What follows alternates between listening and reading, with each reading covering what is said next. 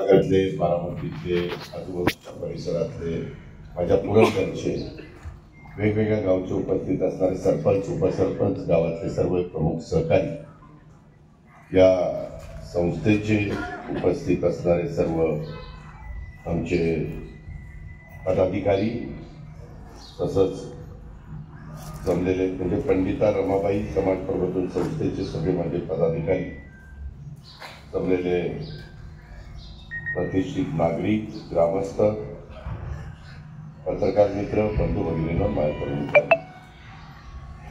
मित्रांनो, सुरुवातीलाच पंडित रमाबाई समाज प्रबोधन संस्था बारामती यांच्या वतीनं स्वातंत्र्य सैनिक स्वर्गीय जगन्नाथ अण्णा पोखरे यांच्या स्मृतिप्रित्यर्थ दिल्या जाणाऱ्या सन 2025-26च्या राज्यस्तरीय गुप्ता जगन्नाथ पुरस्कार प्रदान सोहळ्याच्या करता आपल्याला सगळ्यांना विजयरावांनी, अलकाताईंनी आणि त्यांच्या सगळ्या सहकाऱ्यांनी इथं बोलवलं. आपणही सगळे मोठ्या संख्येने आलात, त्याबद्दल मी आपल्या सगळ्यांचं मनापासून स्वागत करतो आणि त्या दोघांना मनापासून धन्यवाद देतो. आपल्याला सगळ्यांना माहिती की राज्यामध्ये सगळीकडे नवरात्रोत्सव साजरा होतोय. आई अंबाबाई असेल, आई तुळजाभवानी असेल, माता सरस्वती असेल, या 3 आदिशक्तींना आपण वंदन करतो. मी देखील वंदन करतो आणि आपल्या सर्वांना नवरात्रोत्सवाच्या देखील मनापासून शुभेच्छा देतो. आज मला तुम्हाला सगळ्यांना एक सांगायचं आहे, जागतिक पर्यटन दिन देखील आहे आणि या निमित्तानं आपण सगळ्यांना शुभेच्छा देत असताना एक त्यांनी प्रत्येकाने आपल्या मनाला विचारावं की आपण खरोखरीच या जागतिक पर्यटनाच्या निमित्तानं आपल्यावर काही जबाबदारी आहे ती आपण पार पाडतो का? कारण पर्यटन जरी जगामध्ये चाललेलं असलं तरी आपला आपला परिसर स्वच्छ ठेवणं, तिथं वृक्षारोपण करणं, तिथं नीटनेटकेपणा कसा राहील ते पाहणं, ह्या सगळ्या आपल्या जबाबदाऱ्या. सगळ्यात जास्त मोठ्या प्रमाणावर रोजगार हा पर्यटन विभाग देत असतो आणि त्याच्यामुळे पर्यटनाला माझा तर सतत प्रयत्न चाललेला आहे की बारामतीमध्ये अशा काही गोष्टी करायच्या, आपल्या महाराष्ट्रात करायच्या, आपल्या जिल्ह्यात करायच्या की ज्याच्यातनं मोठ्या प्रमाणावर लोक पर्यटनाला जाऊ शकतील, 1-2 दिवस त्याचा आनंद घेऊ शकतील. नेहमीच्या धक्काधक्कीच्या जीवनामध्ये काम केल्यानंतर एक वेगळ्या प्रकारचं समाधान त्यांना मनाला त्या ठिकाणी मिळेल. त्याच पद्धतीचा प्रयत्न आमचा महायुती सरकारचा देखील आहे, माझा देखील आहे, माझ्या सगळ्या सहकार्याचा देखील आहे. या वर्षीच्या पर्यटन दिनाची संकल्पना अशी आहे की पर्यटन हे शाश्वत परिवर्तन, ते देखील आपल्या दृष्टीनं तितकंच महत्वाचं आहे. कारण आजच्या धक्काधक्कीच्या जीवनामध्ये सतत कार्यबद्ध न राहता आयुष्यात छोटासा ब्रेक घेणंही कधी कधी आवश्यक असतं. पर्यटन हा त्यावरचाच एक चांगला उपाय आहे, हे आमच्या डॉक्टर संजय सावंतांनी पण लक्षात ठेवावं. कारण मी त्यांचं भाषण ऐकत होतो, ते नुसते स्वतःला कामामध्ये झोकून देतात आणि अपेक्षा करतात की माझी बायको माझ्याशी भांडत करा, नीताताई त्यांच्याशी भांडत करा. मला तर वाटतंय अख्ख्या आमच्या बारामती तालुक्यामध्ये एकमेव उदाहरण असेल ज्यांची स्वतःच्या नवऱ्याबद्दल भांडत. काय नशिबात आहे मित्रांनो, गमतीचा भाग जाऊ दे. पण एकंदरीतच ह्या सगळ्या गोष्टी करत असताना आज ज्या पद्धतीने हे सगळं काम चाललेलं आहे, सर्वप्रथम एक अतिशय सुंदर आणि दिमागदार अशा प्रकारचा हा कार्यक्रम आयोजित केल्याबद्दल आणि या कार्यक्रमाचे आयोजक आणि पंडिता रमाबाई समाज प्रबोधनाच्या अध्यक्षा आमच्या अलकाताई विजयराव मोरे, तसंच ॲडव्होकेट विजयराव मोरे आणि त्यांच्या संपूर्ण टीमचं अभिनंदन करतो. आजच्या या कार्यक्रमाचे सत्कारमूर्ती ज्यांना आताच आपल्या सर्वांच्या साक्षीनं गुप्ता जगन्नाथ पुरस्काराने सन्मानित करण्यात आलेलं आहे, त्या डॉक्टर संजय सावंतांचं, त्यांच्या सुविद्य पत्नी आमच्या नीताताईंचं आणि त्यांच्या सर्व परिवाराचं देखील मी अभिनंदन करतो, त्यांना शुभेच्छा देखील देतो. आज मी बऱ्याच सकाळपासून फिरतोय, कामं बघतोय त्याच्यामध्ये आज 3 कार्यक्रमाचा उल्लेख आपल्या विजयराव मोरे साहेबांनी इथं केलेला आहे. सगळे हे करत असताना लोकांनी पण मला अनेक प्रकारची निवेदन दिले, अनेक गावच्या सरपंचांनी दिलेले, अनेक माझ्या सहकाऱ्यांनी दिलेले. कोणी प्रादेशिक पर्यटन विभागातनं प्रशासकीय मान्यता आम्हाला द्या आणि त्याच्यातून काही आम्हाला निधी देता येतो का हे बघा. कोणी सभा मंडप किंवा सुशोभीकरण करायला पैसे मागितलेले, कुणी आम्हाला एनसीपी प्रदेश प्रवक्तापदी राज्यामध्ये नेमावं अशाही पद्धतीने सांगितलेलं आहे. कुणी त्याच्यामध्ये साधारण काही अपघाती वळणं आहे, त्या अपघाती वळणामध्ये काढावी किंवा स्पीड ब्रेकर पण वेगवेगळ्या ठिकाणी टाकावे. तुम्हाला सगळ्यांना माहिती आहे, तुम्ही गेले 8 टन, अरे सोपाना बस, जरा जरा बस. सगळ्याला माहिती आहे की तू किती कामाचा आहे. मला एवढ्या सगळ्यात फी देतो, चेक दिलं भाऊ, धन्यवाद. कुणाचा चेक आहे? हा वटल ना कळकळी चेक. अरे मुख्यमंत्री सहाय्यता निधी दिला ना, मग ते टाक ना मुख्यमंत्री सहाय्यता निधी त्या पूरग्रस्तांच्या करता. त्याबद्दल मी आमच्या राजे भोसल्यांचं, सुनील शशिकांत राजे भोसल्यांचं मनापासून अभिनंदन करतो की त्यांनी उद्योजक संतोष कोंडाळकर नगरवाडीचे त्यांनी 5,000 रुपये आणि सुनील शशिकांत राजे भोसले यांनी 5,000 रुपये असे 10,000 रुपये दिलेले आहेत. परंतु चेक मात्र एकट्या राजे भोसल्यांचा. हा बरोबर, त्याच्यावर इन्कम टॅक्सचे धाडस. तसंच आमच्या पंकज रामचंद्र निलाके साहेबांनी देखील पूरग्रस्तांच्या करता 51,000 रुपयाचा मुख्यमंत्री सहाय्यता निधी. मित्रांनो, मी फिरतोय, मुख्यमंत्री फिरतायत, उपमुख्यमंत्री फिरतायत, कृषी मंत्री फिरतात, आम्ही सगळेजण फिरतोय, विरोधक देखील नेते मंडळी फिरतात आणि त्या अडचणीमध्ये सापडलेल्या आपल्या शेतकऱ्याला, आपल्या बळीराजाला, आपल्या लाडक्या बहिणीला, आपल्या सगळ्या तिथल्या सहकाऱ्यांना कसं मदत करता येईल, कसं पुन्हा त्यांचे संसार उभे करता येईल, कसं त्यांना पुन्हा त्यांची घराची पडझड झाली ती घरं देता येतील, विहिरी त्या ठिकाणी गाळादी भरल्या त्या पुन्हा गाळ काढून देता येईल, जमिनी खरडून गेलेल्या आहेत त्या पुन्हा कशा पूर्वपदावर आणता येतील, पिकं गेलेली आहेत त्याच्यात त्यांना कशी मदत करता येईल, अशा प्रकारे सरकारचं काम आमचं चाललंय. मुख्यमंत्री दिल्लीला पण गेलेले आहेत, पंतप्रधानांना पण भेटतायत. काल परवा अमित शाह साहेब आलेले होते, त्यांनाही आम्ही निवेदन दिलेले आहे. अशा पद्धतीने काम चाललंय. आज त्याच्यातून आमच्या पंकज निलाखे, आमचे सुनील राजे भोसले, संतोष कोंडाळकर या सगळ्यांनी जे चेक दिलेले त्यांचं आभाराचं पत्र आणि प्रांताला द्या, त्याचं रिसिप्ट पण त्यांना द्या. त्याबद्दल मी त्यांचं कौतुक करतो. विशेषतः कुमारी राजनंदिनी, मी फार सकाळी लवकर आलेलो होतो. माझा कार्यक्रम होता 8ला, पण मी तिथं 7लाच गेलेलो होतो आणि वेगवेगळ्या पाहणी करत करत करत करत करत मी इथं आलोय. सूरज चव्हाण पण आपल्याला माहिती आहे, एक गरीब कुटुंबामध्ये जन्माला आलेला मुलगा, पण एखाद्याच्या अंगात कला गुण काही असेल तर तो कुठल्या कुठं जातो. बिग बॉसच्या निमित्तानं तो अख्ख्या महाराष्ट्राला, देशाला माहिती झाला आणि त्याचं घर एक बांधून द्यावं असं मनात आलं.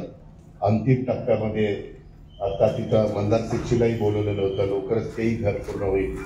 सगळ्यांचं भलं व्हावं, सगळ्यांचं चांगलं व्हावं हीच आमच्या सरकारची भावना आहे. म्हणूनच मी नेहमी सांगतो, शिवशाहू फुले आंबेडकरांच्या विचारधारेनं स्वर्गीय यशवंतराव चव्हाण साहेबांना जो सुसंस्कृतपणा महाराष्ट्राच्या राजकारणामध्ये अनेकांच्या पुढं त्यांनी त्या ठिकाणी ठेवलाय, त्याचं अनुकरण करून कुणाचा दुस्वास न करता एकमेकाचं त्याला ह्याच्या अंगावर पाणी पडलं नाही नशीब आलं. काहीतरी वाटून एवढे आम्ही आमच्या अंगावर पडलं ह्याच्याच. मित्रांनो, कुमारी राजनंदिनी आणि चिरंजीव राजवीर पूनम अमृतराज मालेगावकर हे निरेचे, त्यांनी मला सकाळी 2,300 रुपयाची रक्कम त्यांना खाऊच्या करता दिलेली, पूरग्रस्तांच्या करता दिली. मी त्या राजनंदिनीचं, राजवीरचं मनापासून कौतुक करतो की किरण आळंदीकर करंजेपूर यांची ही नातवंड आहेत आणि इतका त्यांच्यावर झालेले संस्कार, त्यांच्या मनामध्ये आलेली ही भावना ही खरोखरीच अतिशय कौतुकास्पद आहे. अशाच पद्धतीनं सगळ्यांना शिकवण आपल्या आईवडिलांनी, आपल्या आजी आजोबांनी, आपल्या सगळ्यांनी करावी आणि अशी मुलं कर्तृत्वान त्या ठिकाणी जन्माला यावी. मी त्यांचं तमाम बारामतीकरांच्या वतीनं, आपल्या सर्वांच्या वतीनं हे मदत पूरग्रस्तांना केल्याबद्दल त्यांना धन्यवाद देतो. मित्रांनो, मी मगाशी सांगत होतो की काहींनी विकास कामांना निधी मागितलेल्या, अनेकांनी केलेल्या कामाचे उद्घाटन पण करा म्हणून पण पत्र दिलेले, अनेक प्रकारच्या बदल्या याकरता देखील खूप जणांनी पत्र दिलेले, कुणाचे रस्ते अडवले गेलेले, कोणाचं ऊस बिलात कपात केली गेलेली आहे, ती न कपात करता आम्हाला परत पैसे द्या म्हणतायत. देवदर्शन यात्रा करायला काही जण बस घेऊन आमच्या लाडक्या बहिणींना निघालेले आहेत, त्याला झेंडा दाखवायला वेळ द्या म्हणून सांगतायत बसला. प्रादेशिक पाणी पुरवठा योजना काहींच्या बंद आहेत, त्या सुरू करा. काहींची कामं चाललेली आहेत, त्या पूर्णत्वाला न्या. आणि वेगवेगळ्या प्रकारे नोकऱ्यांच्या बद्दल पुणे जिल्हा मध्यवर्ती सहकारी बँकेच्या संदर्भामध्ये देखील आणि अनेक इतर संस्थांच्या देखील तशा पद्धतीने मला निवेदन दिलेले, कारण मी सगळी निवेदन बारकाने बघत होतो. जेवढ्या काही निवेदनाला न्याय देता येईल, त्याच्यातनं मार्ग काढता येईल, तो मी मनापासून काढीन. पण हे सगळं करत असताना आधीच सांगतो, कालच पुणे जिल्हा बँकेची वार्षिक सर्वसाधारण सभा झाली. तिथं दिगंबर दुर्गाडे, सुनील चांदेरे, बाकीचे सगळे सहकारी होते. त्यांना विचारलं तेव्हा किती, आता साधारण 356ची भरती आहे, नंतर पुन्हा 450ची भरती आहे, नंतर पुन्हा 290ची भरती आहे. जसं अशा पद्धतीनं म्हणजे 290 आहेत ते ड्रायव्हर आणि शिपाई आहे, त्याच्यानंतर 456 का काहीतरी आहेत ते क्लार्क आहे, आणि आत्ता देखील ज्या परीक्षा झालेल्या आहेत त्या तशाच आहेत. साधारण माझ्या पुणे जिल्ह्यातल्या 13 तालुक्यातल्या आणि 2 शहरातली मुलं मुली तिथं मेरिटची लागावी. तुम्ही मला पहिल्यांदा बँकेमध्ये पाठवलं, तिथं मी नेहमी अनेकांच्या मुलांना मुलींना संधी देण्याचा प्रयत्न केला. तिथं त्यावेळेस मेरिट नसायचं, आता मेरिट कंपल्सरी आहे. ती परीक्षा 90 मार्काची आहे, 5 मार्क कागदपत्रांना आहे आणि 5 मार्क मुलाखत घेणाऱ्यांना म्हणजे तोंडी परीक्षेला आहे. पण मित्रांनो, आपल्या जिल्ह्यातलीच कशी मुलं लागतील हा माझा प्रयत्न राहील. तुम्ही पूर्वीच्या पद्धतीप्रमाणे आता दादा तुम्ही सांगितलं की लागेल असं होणार नाही. MKCला परीक्षा घ्यायला सांगितलेल्या होत्या, कारण महाराष्ट्रात काही सहकारी संस्थांमध्ये फार वाईट अनुभव आला. भरतीला परवानगी दिल्यानंतर काही एक भरती करताना 20-20, 25-25 लाख रुपयाचा दर उघडला. गोरगरिबाला शक्य आहे का? कसं शक्य आहे? हे कुठंतरी थांबावं, पारदर्शकता यावी, याच्यामधनं वशिलेबाजी थांबावी, हा आमचा सगळ्यांचा दृष्टिकोन आहे. आणि या सगळ्या नेमणुका ह्या स्थानिक स्वराज्य संस्थांच्या निवडणुका झाल्यावर केल्या जाणार. त्याच्यावर सध्या काही निवेदन देऊ नका. कोण कसं काय कम ते आपण बघू.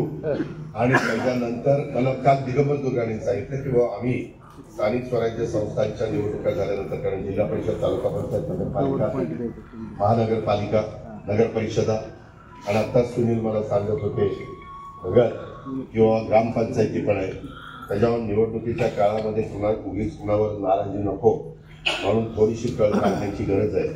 याची नोंद पुणे जिल्हा मध्यवर्ती सहकारी बँकेच्या बाबतीमध्ये आपण सगळ्यांनी घ्यावी. आणि मोकाट गाईंचा बंदोबस्त करण्यासाठी कंपाऊंड, आता बघा त्या वैभव मोरेंनी शाळेने मोकाट गाईचा बंदोबस्त करायला 5 कोटी 10 लाख रुपयाची कंपाऊंड केला.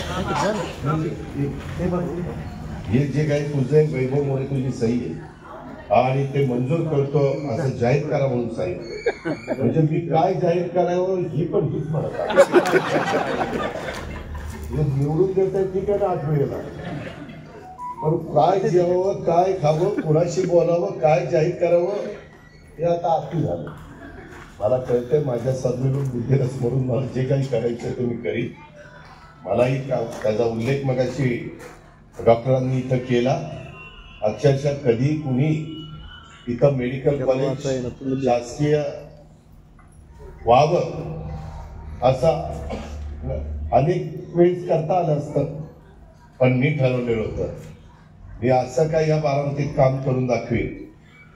पोरे साहेब तुम्ही पण आमदार होता, कृपा करून तुम्ही माफ करा मला, परंतु जेवढे आजपर्यंत आमदार झालेत पहिल्यापासून, मुळीकांच्या पासून, टाकाळकरांच्या पासून किंवा इथंही पुढं कधी किती आमदार होतील, माझ्या कारकिर्दीमध्ये मी जेवढी कामं केलेली आहेत, हुशार म्हणून नाही म्हणतील काय गर्विष्ठ आहे, पण तेवढी कामं बारामती तालुक्यात एकही आमदार तुमच्या इथं करानिरा उपचार सिंचन योजना आता मला निवेदन आले की दादा काय झालं का भाषणाच्या करता त्यांनी सांगितलं करानिरा जोड उपसा सिंचनाबाबत जलजीवन भागातील विजराई शेती संजीवनी योजना कार्यान्वित होत आहे, त्याची प्रगती कुठपर्यंत आली. सुनील राजे भोसले, उमेश जगदाळे, ज्ञानेश्वर जगदाळे, सतीश जगदाळे, रामचंद्र बडे, भरत भोसले, भानदास जगदाळे, महादेव भोसले, संजय मांढरे असो, म्हणजे डॉक्टर माझा तुम्ही मला घाबरताय काय बोलावं काय नाही. इथं तर मला जाब विचारताय, आरोपीच्या पिंजऱ्यात उभं केलं आणि कुठपर्यंत आला रे, नाही केलं तर तुझ्याकडे बघतोच. त्याला फक्त 1000 कोटी रुपये लागतात. किती? 1000 कोटी. आणि आमदाराला आमदार निधी किती आहे? 5 कोटी वर्षाला. वर्षाला 5 कोटी. तरी देखील माझं गुणालेंची इथे त्यांनीच त्याच्यामध्ये बराच निधी घेतलेला आहे. आपले एक्झिक्युटिव्ह इंजिनियर गुणालेंना मी सांगितलेलं आहे. गुणाले म्हणले की दादा मला थोडासा वेळ द्या, बंद पाईपलाईनचं जणई शिरसायचं काम त्याचंही चाललेलं आहे माझं काम, परंतु लगेच इकडं मीटिंग काय चाललंय, कुठं आहे, कसं आहे. त्या विजय मोरे आता बारामतीकरांना 2-5 कोटी 10-20 कोटी काहीच वाटत काय हे कसं काय झालं नाही का थांबलंय. त्यामध्ये काही टेक्निकल सँक्शन असतात, ड्रॉइंग करावं लागतं, हेड किती आहे, कितीचं पाईपलाईन पाहिजे. जसं तुझं रवींद्र जे काही पिण्याच्या पाण्याची योजना करत असताना पाईपलाईनची साईज वगैरे उद्याचे 2030-40 पर्यंत लोकसंख्या हे करून ते करताना तुझं गावचं झालं ना आता DPR वगैरे सगळ्या ह्या गोष्टी होतात. आणि मला हे करानिरा मी आत्ताच तुम्हाला सांगतो, नम्रतापूर्वक सांगतो, तुमचा अधिकार आहे पण तुम्ही मला आमदार केले, त्याच्यामुळे फक्त विचारायची भाषा जरा सौम्य ठेवा, सुसंस्कृतपणा दाखवा. चव्हाण साहेबांनी शिकवलेलं आहे, यशवंतराव चव्हाण साहेब वर्त बघताय शिकवलं काय मी करतायत काय. त्याच्यामुळं त्या पद्धतीनं 1000 कोटी रुपये लागतात. मी आज तुम्हाला सांगतो, माझं ज्यावेळेस मार्च मधलं बजेट पुढच्या वर्षीचं मी सादर करणार आहे त्या 8.5 लाख कोटीचं असेल. त्या बजेटमध्ये ह्या कामाला निधी दिलेला असेल आणि काम त्याच्यानंतर तेवढी मात्र कळ काढावी लागेल. ही गोष्ट लक्षामध्ये ठेवा. आणि त्याला मात्र मान्यता दिलेली आहे जनाई शिरसायला, फक्त त्याचं ड्रॉइंग आणि टेक्निकल त्या सगळ्या गोष्टी, कारण खालनं पाणी शिरसाई तलावातनं इकडनं खालनं मला गव्हर्नमेंटच्या तलावातनं त्या उचलून त्याला कशा पद्धतीनं ते सगळं त्याचं ते चाललेलं आहे. एकदम तेही जादूची काठी फिरल्यासारखं फिरत नाही. त्याची नोंद वैभवा तू जरा घे, तुझी बायको चांगली, ही लय भंगाळ ही सरपंच तिनं असं नाही निवेदन दिलं मला, परंतु त्याची अडचण मला माहिती आहे. माझं बोलणंही झालेलं आहे. मी साधारण 2 टप्प्यामध्ये, मार्चच्या आधी काही, मार्चच्या नंतर काही, कारण ते इतकी मोठ्या प्रमाणात जनावरं वाढलेली आहेत. अख्खं माझे त्या भागातल्या लोकांचं प्लॉटच्या प्लॉट पार त्याचं नुकसान करून जातात. सोन्यासारखी पिकं माझा शेतकरी कष्टाने आणतो, घाम गाळून आणतो आणि त्यावेळेस त्याचं नुकसान होतं. थोड्या असत्या तर आपण पकडून दुसरीकडे कुठंतरी जंगलात नेऊन सोडल्या असत्या, पण आता संख्या किती झाली? 125च्या पुढे आहे. आणि त्याच्यामुळं मी फॉरेस्टशी पण बोललेलो आहे, फॉरेस्टला पण सांगितलेलं आहे, पण थोडंसं खर्चिक काम आहे, पण मी ते करणार आहे. हा माझा शब्द आहे, मी शब्दाचा पक्का आहे, मी कामाचा माणूस आहे. मी कधी खोटं लोकांना सांगणार नाही. एखादी होत नसेल तर मी नाही म्हणून सांगेन. पण हे मी वैभवा मी करणार आहे, जरा कळ करा त्यामध्ये. दुसरी गोष्ट म्हणजे आज डॉक्टर साहेब, तुम्ही मगाशी जी काही मागणी केली, तुम्हाला माहिती आहे एक मेडिकल कॉलेज करण्याच्या करता किती खर्च येतोय? जवळपास 1000 कोटीपेक्षा जास्तीचा खर्च आपण केलाय. आयुर्वेदिक कॉलेजला जवळपास 400-450 कोटीचा अमोल 400-450 कोटीचा खर्च केलाय. जनावरांच्या करता जे डॉक्टर आहेत जनावरांच्या करता त्याकरता एक कॉलेज काढतो वेटरनरी, 550 कोटी रुपयाचं कॉलेज आहे. त्या अमोलनं एक्झिक्युटिव्ह इंजिनियर पवार आहे, त्याला विचारा, इतका सुंदर प्लॅन केलेला आहे. ते बघितल्यानंतर तुम्ही म्हणाल राव ही जनावरं करतात, आपली गाय आजारी पडल्यावर इथं आणायचं. इतकं सुंदर कॉलेज त्या ठिकाणी करतो. मेडिकल त्याचं शिक्षण, तिथं डॉक्टर पण आपण बनवणार आहोत, ते पण वेटरनरी डॉक्टर ते पण आपण त्या ठिकाणी करतोय. आणि डॉक्टर सावंत, मी ज्यावेळेस जातो त्यावेळेस मी पाहत असतो. मी परवाही माझं एक शिबिर होतं पक्षाचं, ते शिबिर संपल्यावर मला अलीकडं राज्यपाल, मुख्यमंत्री, दोन्ही उपमुख्यमंत्र्यांना सरकारी खर्चाने विमान, हेलिकॉप्टर वापरता येतं. आपण सगळीकडेच वापरत नाही, कारण जिथं गाडीनं जायला पाहिजे, ज्याच्यातनं आपल्याला रस्ते कळतात, कसे परिसर कळतो. त्याच्यावर परवाचा पण सोलापूर, धाराशिव, माझा जालना, बीड आणि औरंगाबाद हा प्रवास मी सगळा बाय रोड केलेला होता. आणि त्याच्यामुळं रानात जाता येतं, उतरता येतं, बांधावर जाता येतं, लोकांचे प्रश्न समजून घेता येतात. अशा पद्धतीनं मी हे सगळं करतोय. आणि त्या दिवशी येताना मी 2 तास काढले आणि एक CSR मधनं अतिशय उत्तम अशा प्रकारचं हॉस्पिटल, हे कॅन्सर हॉस्पिटल नागपूरला रोडच्या कडेला अशा प्रकारे केलेलं आहे. ते मला भेटले, ते मला म्हणाले की 550 कोटी रुपये आम्ही आतापर्यंत खर्च केले, अजून त्यांना बऱ्याच गोष्टी करायच्या. त्यांनी मला काही गोष्टी दाखवल्या, त्या बंकर मध्ये खाली नेऊन. त्याच्यामध्ये त्यांनी सांगितलं की अजित पवार, हा जर कॅन्सर म्हणजे अनेक प्रकारे तुम्हाला माहिती मी आता सांगत नाही, पण तुम्हाला जरा सांगतो की काही गंभीर कॅन्सर झाले तर त्याच्यावर उपचार केल्यानंतर ते कपडे घातलेले असतात कॅन्सरग्रस्त माणसांनी, ते कपडे जवळपास 150 दिवस बाजूला ठेवावे लागतात आणि नंतर ते धुवायला जावे लागतात. इतकं म्हणजे आपलं डोकं चालत नाही. आणि तिथं हजारो माझ्या छत्तीसगडमधले, माझ्या त्या विदर्भातले, अशा सगळ्या भागातनं पेशंट लोक येतात. फार चांगलं हॉस्पिटल केलेलं आहे. डॉक्टर, मी आपल्याला सांगतो, मी त्याच्याकरता आमचं बारामतीचं वर्कशॉप होतं, वर्कशॉप STचं, ते वर्कशॉप तिथलं बंद केलं.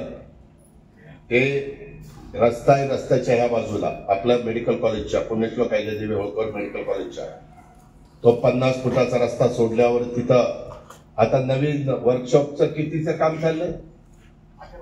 78 कोटीचं बारामतीकरांचं STचं वर्कशॉपचं काम चाललंय.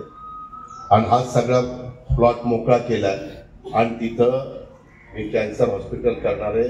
हा गंभीर आजार आहे आणि घरात देखील आमचं दैवत असणाऱ्यांचं अनुभव घेतलेला आहे. माझा जवळचा सहकारी RR पाटलाचा मी अनुभव घेतलेला आहे. अनेक जणांचा आपण अनुभव घेतो. किंवा आता तुम्ही एका 2 एकर जमीन, माझ्या शेतकरी 2 एकर जमीन विकली आणि 45 लाख रुपये खर्च केला. काय गोरगरीब खर्च करणार? 45 लाख कशाला म्हणतात? आणि त्याच्यामुळं एक हॉस्पिटलचं काम, माझी टाटाच्या बरोबर मिटिंग चाललेली आहे, माझा प्लॅन चाललेले आहे. मी अनेक प्रकारे प्लॅन करायला सांगितलेले आहे. तिथे चीफ इंजिनियर आहे, मी राहणे म्हणून चीफ इंजिनियर आहे. मी माझ्या कामामध्ये चाललोय टप्प्याटप्प्यानी. कारण शेवटी आपल्याला फक्त बारामती बघून चालत नाही, चांद्यापासून बांद्यापर्यंत बघावं लागतं. आम्ही महाराष्ट्राच्या करताच वेगवेगळ्या भागामध्ये कॅन्सर हॉस्पिटल काढतोय. जसं आम्ही प्रत्येक जिल्ह्यात मेडिकल कॉलेज काढतोय. इथं तर तालुक्यात आपण मेडिकल कॉलेज काढलंय. हे फार क्वचित उदाहरण असं पाहायला मिळतंय. अशा पद्धतीनं लोकांनी जी जबाबदारी माझ्यावर 8व्यांदा टाकलेली आहे, ती जबाबदारी पार पाडत असताना मी त्या जबाबदारीला कुठेही विश्वासाला तडा जाऊ न देता मी माझं काम करतोय. हे मी माझ्या लाडक्या बहिणींना पण समजावून सांगतो आणि माझ्या सगळ्या बांधवांना पण समजावून त्या निमित्तानं सांगतो. आता रामचंद्र तात्याबा सकुंडे, आमच्या सतीश सकुंडेंनी त्यांच्या 94व्या वाढदिवस वडिलांचा आहे. त्यांच्या निमित्तानं वाढदिवसाच्या पूरग्रस्तांना 11,000 रुपये सोमवारी प्राण साहेबांच्याकडे जमा करतायत. त्याबद्दल सतीशचं पण आणि त्याच्या वडिलांचं पण अभिनंदन. त्यांनाही मनापासून धन्यवाद. फुलाची पाकळी, थेंबे थेंबे तळे साचं. शेवटी केंद्र सरकार, राज्य सरकार त्यांच्या पाठीशी आहेच. अनेक साखर कारखाने देखील, अनेक सहकारी संस्था देखील त्याच्यामध्ये मदत करतायतच. ही आपली परंपरा आहे, ही आपली संस्कृती आहे, ही आपल्याला शिवशाहू फुले आंबेडकरांची शिकवण आहे. आणि त्या प्रकारे आपल्या शेजार धर्म पाळण्याचं काम आपलं महाराष्ट्रातली जनता त्या निमित्तानं करते. मी आता करानिराचं पण सांगितलेलं आहे. यादव तुला पाठपुरावा करायला सांगितलेला आहे. डोबल तुम्हाला पण त्या संदर्भामध्ये गोष्टी सांगितलेल्या आहेत. त्याचबरोबर आपण 10 एकर जागेत ती कॅन्सर हॉस्पिटल डॉक्टर संजय राव करतोय. नर्सिंग कॉलेजची पण उभारणी आता करतोय. त्याचा लेआउट आणि प्लॅन मंजुरीसाठी अंतिम टप्प्यामध्ये. लवकरच त्याचा एस्टिमेट आणि टेंडर त्या ठिकाणी होईल. साधारण माझा प्रयत्न आहे, जसं हे माझं करानिरा उपसा सिंचन योजना तशाच पद्धतीने याला पण येणाऱ्या बजेटमध्ये, येणाऱ्या म्हणजे मार्चच्या बजेटमध्ये काही तरतूद करण्याचा माझा निश्चितपणे प्रयत्न राहील.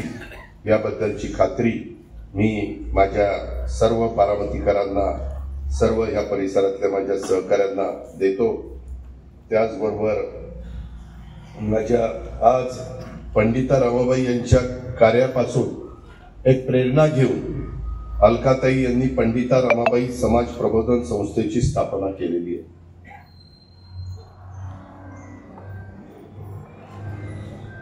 आणि ही स्थापना केली असताना संस्थेला 35 वर्ष झाली, त्या शाळेला जवळपास 30 वर्ष झाली.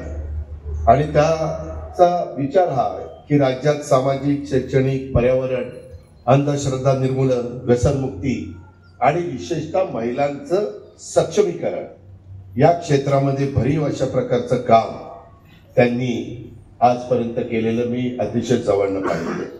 ग्रामीण भागातील गरीब कुटुंबातील आणि मागास समाजातील स्त्री पुरुषांना कायद्याची समज त्या ठिकाणी यावी, आपल्या हक्काची जाणीव त्यांना त्या बाबतीमध्ये व्हावी, यासाठी वेगवेगळे कायदेविषयक शिबिर देखील त्या संस्थेच्या मार्फत निश्चितपणे राबवली जातात.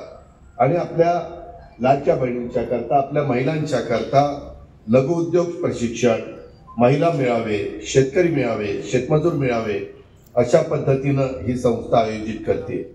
या संस्थेने या परिसरात 10,000 वृक्षांची लागवड देखील केलेली आहे.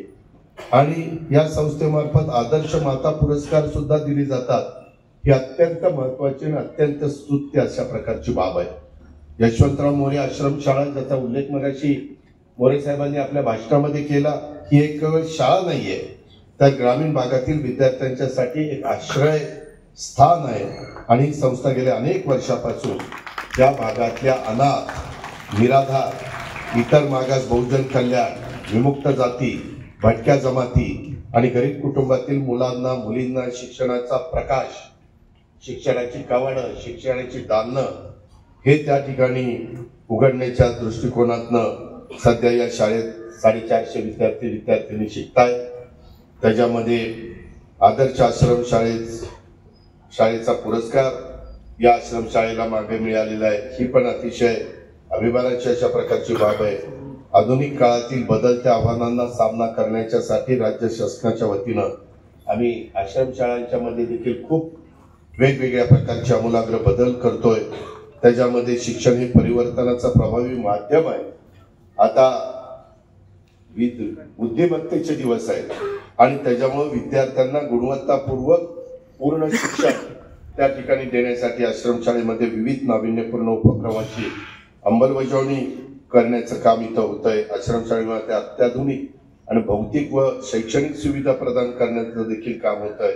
आणि त्याचंच मूर्तिमंत उदाहरण म्हणजे आमचे विमलचंद्र घोडके यांनी ते यंत्र मंत्र तंत्र मायबोली मराठीमध्ये माझ्या मुलांना, मुलींना, ग्रामीण भागातल्यांना समजावं. मी बारामतीमध्ये एक आता सायन्स पार्क पण उभं करतोय. मी जवळ लवकरच ती जागा पण घेतलेली आहे. ते पण माझं काम त्या ठिकाणी चाललेलं आहे. एक आपण कृषी विज्ञान केंद्रामध्ये केलेलंच आहे, परंतु अजून एक शहराच्या पलीकडच्या बाजूला मी करतोय. त्याच्यामध्ये ह्या सगळ्या गोष्टी करत असताना आपल्या स्वातंत्र्य सैनिक जगन्नाथांना कोकरे यांच्या स्मृतीप्रित्यर्थ मुक्ता जगन्नाथ पुरस्कार हे दिले जातात. आणि स्वातंत्र्य सैनिक अण्णांचं काम मी फार जवळनं बघितलेलं आहे. मला का पुरस्कार पहिल्यापासून राजकारणाची आवड, शाळेत असताना पण राजकारणाची आवड, त्याच्यामुळे शाळा कमी झाली, राजकारणाची त्याच्यावर डॉक्टर तुमच्यासारखं मला डॉक्टर होता आलं नाही तर तुमच्या पोटावर पायच दिला असता. त्याच्यामध्ये स्वातंत्र्य आपले अण्णांचं कार्य आम्ही जवळनं बघितलेलं आहे. अण्णा हे स्वातंत्र्य सैनिक होते, तर मुक्ताताई या त्यांच्या धर्मपत्नी या दोघांच्या नावाचा समावेश त्या पुरस्काराच्या नावात आहे. अलीकडची मुलं परदेशात शिकायला बहुतेक मुलं मुली गेली की आई बापाला विसरूनच जातात, येत नाही. कधी कधी एखाद्या, सगळ्यांचं नाही, काही काही आहेत चांगली, पण काही काही जण जर कधी काही बरं वाईट झालं तर तिकडूनच स्क्रीनवरच ते दर्शन घेतात आणि तिसरा करतात, अंत्यविधी करतात, अस्थि विसर्जन करतात, 10वा करतात, 13वा करतात, 14वा करतात, सगळं तिकडं. असं अनेक उदाहरणं माझे. मला कुणाला बदनामी करायचं, पण बाबांनो तुम्हाला मला आईबापांनी जन्म दिला म्हणून आपण इथं, त्याची जाणीव ठेवा. कधी कधी काही मुलं चुकीच्या व्यसनाधीन झाल्यानंतर आईबापाशी पण चांगलं वागत नाहीत, अशा प्रकारच्या बातम्या आपण ऐकतो. मेहरबानी करा, असं करू नका, हे मला या निमित्तानं सांगायचं आहे. आणि अण्णांच्या स्वातंत्र्य सैनिकांच्या कमिटीवर देखील अण्णा होते. 20व्या वर्षी त्यांनी त्या काळामध्ये तुरुंगवास भोगलेला होता. 2 वर्ष ते तुरुंगात होते आणि देशाला स्वातंत्र्य मिळाल्यानंतर त्यावेळेस देशामध्ये काँग्रेसने स्वातंत्र्य मिळालं. साहजिकच त्यांचं काँग्रेसवर प्रेम होतं. त्या काळातली विचारधारा काँग्रेसची होती. सगळेच जण काँग्रेसला त्या बाबतीमध्ये म्हटलं जायचं की काँग्रेसने दगड जरी उभा केला, म्हणजे दगडाला शेंदूर लावला तरी लोक त्या ठिकाणी मतदान करतील, काही म्हणायचे लोक. परंतु आता तसं नाही, लय काम करावं लागते. त्याच्यामध्ये माझा माहिती आहे की त्यांनी त्या काळात पक्षामध्ये काँग्रेसमध्ये प्रवेश केला. आम्ही त्या जन्मालाही आलो नव्हतो, परंतु पवार कुटुंबियांचा आणि अण्णांच्या कोकरे कुटुंबियांचा अतिशय घनिष्ठ अशा प्रकारचा संबंध. आदरणीय पवार साहेबांची जी कट्टर माणसं होती, कट्टर, त्याच्यामध्ये पहिल्या 5 मध्ये जगन्नाथराव अण्णा एवढे कट्टर की त्यांनी एका इलेक्शनला स्वतःचे जावई बापू उभे राहिले होते शरदराव पवार यांच्या विरोधात. म्हणजे ही गोष्ट 2078ची. आणि त्यावेळेस त्यांनी जावयाचं ऐकलं नाही, अलकाताईंचं ऐकलं नाही. त्यांनी पवार साहेबांचा त्या ठिकाणी प्रचार केला. एका विचारांशी ते नेहमी ठाम असायचे, लोकहितासाठी नेहमी अग्रेसर असायचे. अशा पद्धतीचं त्यांचं ते काम खरोखरीच आता अशी माणसं क्वचितच पाहायला मिळतात. ही गोष्ट सगळ्यांना नम्रतेनं मान्य करावी लागेल. आणि त्या अण्णांना देखील मी अभिवादन करतो. त्यांच्या नावाने दिलेला पुरस्कार आज अतिशय योग्य अशा प्रकारची निवड ही या संस्थेने केलेली आहे. डॉक्टरांची, या समाजात उत्कृष्ट काम करणाऱ्या आतापर्यंत अतिशय महनीय अशा प्रकारच्या व्यक्तींना पुरस्कार दिला जातो. यापूर्वी आबासाहेब देशमुख यांना गणपतराव देशमुख नावांनी पण ओळखलं जायचं. आज ते आपल्यात नाहीये. त्यांचा नातू बाबासाहेब आता आमच्या बरोबर आमदार आहे, परंतु अतिशय लोकांच्या करता काम करणारी व्यक्ती. काही नाही, मंत्री असले तरी बसमध्ये जाणार, एसटीने जाणार. मला आठवते त्यांना जो बंगला मिळालेला होता, नंतर काही काळानिमित्त शेका पक्षाच्या 3 जागा होत्या. एक गणपतरावांना होती, एक मला वाटतं धनंजय धैर्यशीलच्या वडिलांना होती आणि एक निलक्षाताईंना होती. आणि काही निमित्ताने त्यांनी सरकार सोडलं. त्या बंगल्यातनं एक छोटीशी बॅग घेतली आणि बाहेर निघाली. काही बाकीचं त्या घरात नव्हतं, सगळं होतं ते सरकारी होतं. इतका साधा सरळ माणूस, पण त्यांना पण हा पुरस्कार आमच्या मोरे साहेबांनी दिलेल्या वनराईचे अध्यक्ष मोहन धारियाजी, कुमार सप्तर्षीजी, डॉक्टर अमित अवचटजी, अंधश्रद्धा निर्मूलन समितीचे कार्याध्यक्ष डॉक्टर नरेंद्र दाभोळकरजी, त्यांचंही काम आपल्याला सगळ्यांना माहिती आहे. माझ्याकडे तर अनेकदा डॉक्टर साहेब ते यायचे आणि मी एवढी मदत करायचो त्यांना मी सरकारमध्ये असताना की पण काय काळाच्या नेत्याच्या पुढाशी सोन्यासारखी माणसं आपल्यामध्ये राहत नाही. त्यांना राजू शेट्टी शेतकरी संघटनेचे नेते या मान्यवरांना आतापर्यंत हे पुरस्कार दिलेले आहेत आणि यावरून या पुरस्काराची उंची आणि महत्व हे लक्षात येतं. अर्थात तुम्ही पण तेवढ्याच ताकदीचे, तेवढ्याच उंचीचे, तेवढेच महत्वाचे आहात. म्हणूनच हे सगळं इथं झालेलं आहे. कारण तुम्ही स्वतः रुग्णसेवा ही ईश्वरसेवा मानून मोठ्या शहरात संधी असताना पण आपण ग्रामीण भागात गोरगरीब, माझे शेतकरी, माझा शेतमजूर, माझा त्या ठिकाणी त्यांची आरोग्याची काळजी, गरज ओळखून सामान्य जनतेला अतिशय माफक दरात वैद्यकीय सेवा करणाऱ्या डॉक्टर संजय सावंत आणि त्यांच्या पत्नींची साथ नीताताईंची यांना यावर्षीचा मुक्ता जगन्नाथ पुरस्कार प्रदान करण्यात आलेला आहे.